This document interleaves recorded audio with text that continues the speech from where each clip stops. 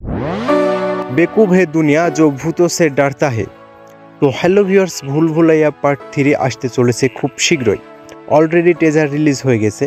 তো আজকের এই ভিডিওটিতে আমি পসিবিলিটি দিব আমরা কাকে কাকে এই ভুল ভুলাইয়া 3 মুভিটিতে দেখতে পাবো এবং মুভিটির মধ্যে অক্ষয় কুমারকে দেখতে পাবো কিনা এবং আরও কিছু ইন্টারেস্টিং বিষয় আছে যেগুলো আমি এই ভিডিওর মধ্যে জানাবো। তো ভিডিওটি অনেক ইন্টারেস্টিং হতে যাচ্ছে। তো চলুন শুরু করা যাক।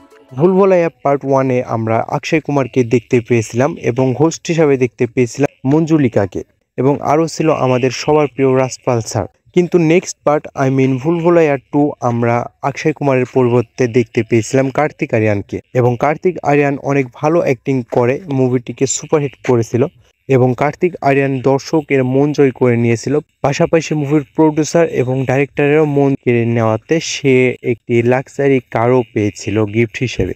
তো যাই হোক, সবকিছুর পর মুভির ডাইরেক্টর অ্যানাউন্সমেন্ট করে জানিয়ে দিয়েছিল যে ভুল ভুলাইয়া মুভির পার্ট 3-তে আমরা কার্তিক আরিয়ানকেই দেখতে পাবো এবং অবশেষে আমরা ঠিকই দেখতে চলেছি ভুল ভুলাইয়া পার্ট 3। মুভিটির মধ্যে আমরা কার্তিক আরিয়ান, মঞ্জুলিকা, রাজপাল ইয়াদব এদেরকে তো দেখতে পাবোই, কিন্তু অক্ষয় কুমারকে কি দেখতে পাবো?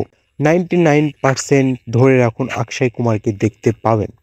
হয়তো অনেক ছোট রোল হিসাবে দেখতে পাবো, যেমনটা আমরা দেখতে পেয়েছিলাম স্টে 2 মুভিতে অক্ষয় কুমারের এন্ট্রি।